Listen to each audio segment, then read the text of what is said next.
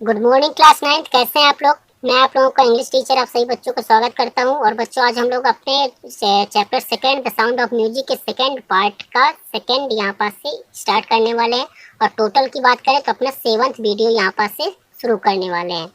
तो यहाँ पास तक हमने पढ़ लिया था कैसे पहले पुंगी थी, पुंगी फिर शहनाई में बदल गई, किस तरह इसकी जो आवाज़ कर्कश थी उसको इस तरह से एक लॉन्ग ट्यूब और बोर्ड चौड़े से खोखले तने में 7 होल करके बनाए गए। फिर इसकी आवाज़ को बहुत मधुर और मेलोडियस थी। ठीक है, अब आगे पढ़ते हैं। The sound of the shehnai began to be considered auspicious.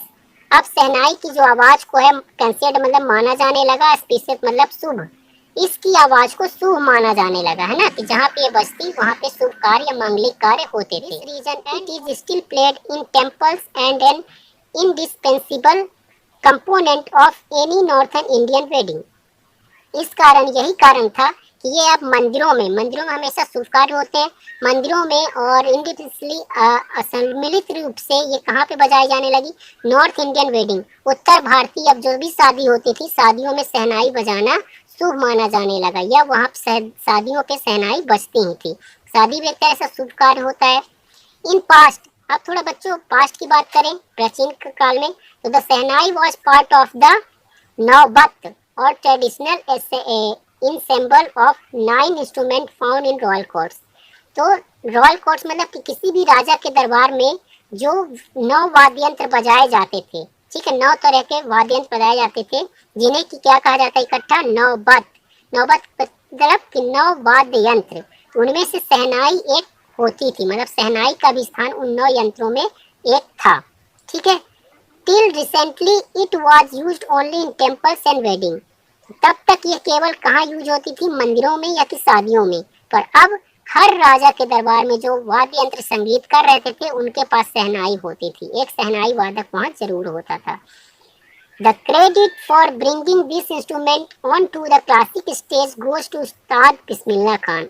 और फिर क्रेडिट जाता है बच्चों कि इस इंस्ट्रूमेंट को, इस वाद्य यंत्र को मतलब शहनाई को क्लासिक स्टेज, एक साहित्यिक स्टेज में लाने का। ठीक है, अभी तक केवल स्टेज में आप सारी सितार वादक देखे होंगे, तबले वादक देखे होंगे, हारमोनियम वादक देखे होंगे, पर शहनाई को बैठ के बजाया गया, शहनाई से तरह तरह की धुन निकाली गई स्टेज में बैठ के, उसका सारा क्रेज आता है उस्ताद बिस्मिल्लाह खान को। ठीक है, तो अब यहाँ पे उस्ताद बिस्मिल्लाह खान से रिलेटेड आया है, तो यहाँ पर कैसे उनका जन्म था, कैसे बचपन था। As a 5-year-old, Bismillah Khan played gilli danda near a pond in the ancient state of, ये क्या है बच्चों, डर डमराव। ठीक है, डमराव एक गांव है कहाँ, इन बिहार, बिहार के एक गांव, छोटे से गांव डमराव में एक 5 साल का लड़का जिसका नाम था बिस्मिल्लाह खान क्या खेल रहा है, गुल्ली डंडा, एक तालाब के किनारे। ठीक है, he would regularly go to the nearby Bihari ji temple to sing the Bhojpuri chaita. वो पास के ही एक बिहारी जी मंदिर में शाम को चला जाता है, शाम को भजन कीर्तन होता है, तो वहीं भोजपुरी चैता मतलब एक भोजपुरी में स्थानीय गायक गाया होता है, मतलब गीत होता है जिसे चैता कहते हैं। जैसे हमारे यहाँ भजन गाते हैं वैसे वहाँ चैता गाते हैं। इस गाने को कौन गाया करता था वहाँ जाके, ये भी बिस्मिल्लाह खान भी गाया करते थे जब वो 5 साल के थे। ठीक है, तो at the end of which he would earn a big laddu weighing 1.25 मतलब कि 125 किलो, 150 किलो, है ना, मतलब 1.5 किलो के करीब। तो उनको लास्ट में जब भजन कीर्तन हो जाता था तो उनके इस गाने के लिए उन्हें करीब 1.5 किलो के वजन का लड्डू मिलता था, जो कि एक प्राइज मतलब उनके लिए इनाम होता था बाय द लोकल महाराज, जो वहाँ के मंदिर के लोकल महाराज थे, मतलब कि जो राजवंश था, राजा लोग वहाँ पे आते थे वो उन्हें देते थे। तो दिस हैपन 80 ईयर्स, इस तरह से बच्चों ये जो बच्चा है अब करीब 80 साल का हो गया है।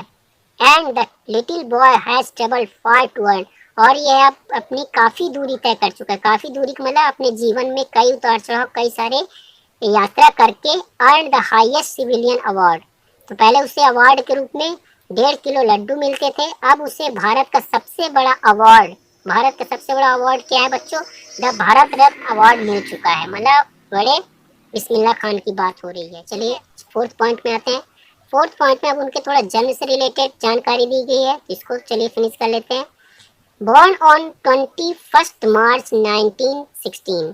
जो बिस्मिल्लाह खान जी का जन्म है, उनका जन्म जो है 21 मार्च 1916 को हुआ था।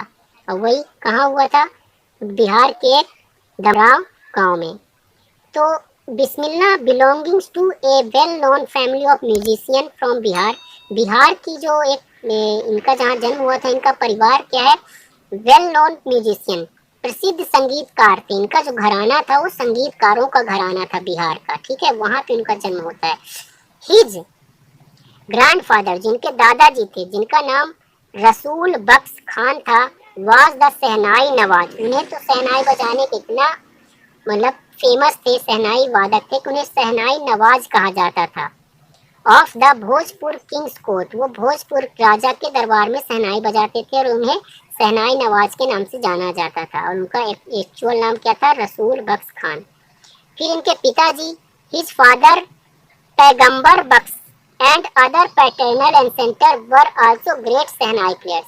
इनके पिताजी और साथ ही साथ इनके चाचा, जो और भी बड़े पापा लोग थे, वो सब शहनाई प्लेयर थे। मतलब कि एक तरह से संगीतकार के घराने से थे और सब लोग ये शहनाई प्लेयर अच्छे से थे।